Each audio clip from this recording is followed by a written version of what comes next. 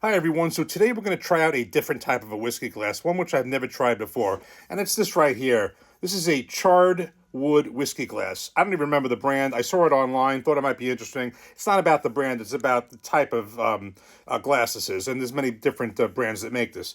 But as you can see, it's a wood glass on the outside. Inside, it's this char right here. That's charred wood whiskey glass.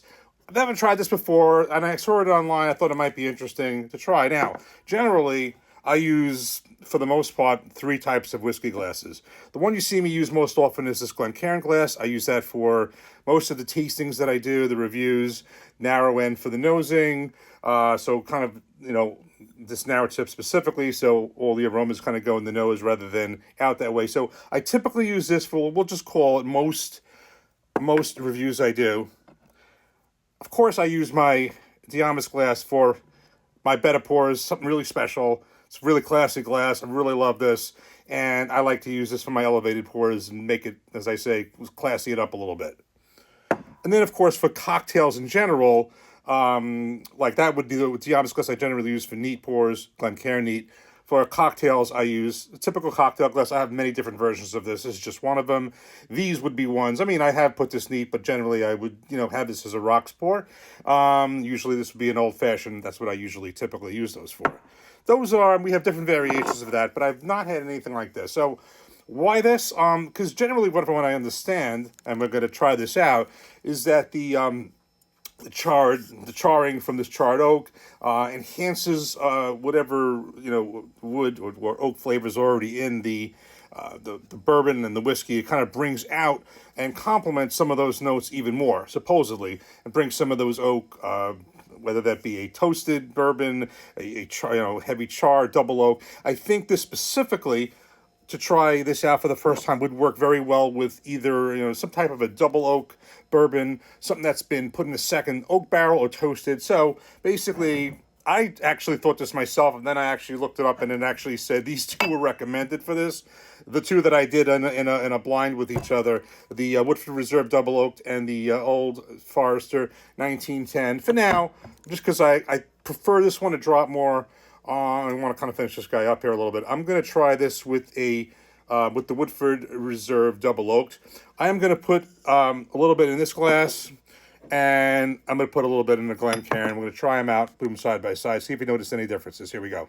Okay, so I have this Woodford Reserve Double Oak poured up in both of these glasses.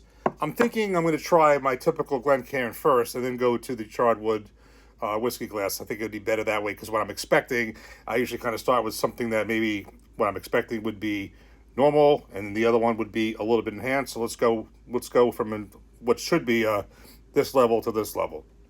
And this is going to be more about in my view, more about the taste, more about the palate than the nose. Because again, this is a narrow glass, this is more wide, but we'll do both. Cheers. Really, really delicious. I've told you when I reviewed this, I like this even more than I did before.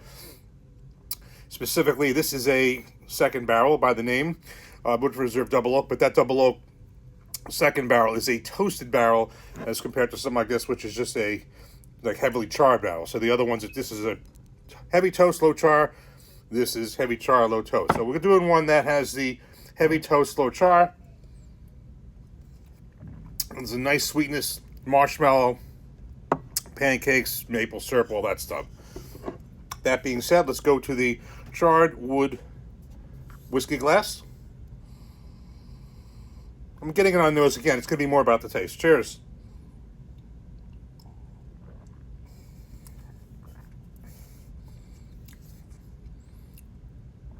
There may be something to this.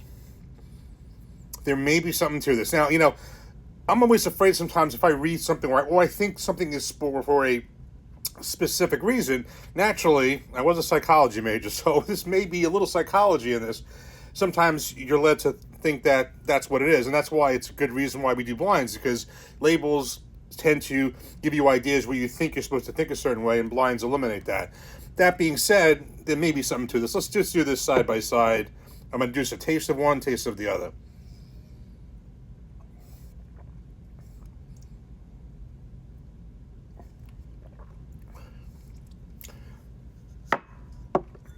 there could be something there. There could be something there. I feel if I'm tasting anything and it is accurate, the toast notes, that marshmallow note, vanilla, that, that kind of marshmallow vanilla, we'll call it, seems a little deeper in this glass, and that would be to the charring there, if that's what it is. I really do think there is something there. I'm going to try this out a little bit more, do this over more periods of time, different whiskeys. Maybe I'll try the 1910 on and off camera, and we'll see. But for now, am I going to probably use this most of the time? Probably not. I just know myself. It's still not the type of glass I'm normally going to use. I'm still going to usually use this. I'm going to use my Diamas Rocks glass, but I wanted to try this. It was not very much, I forgot what it was, but it was not very expensive. There's a nice feel outside.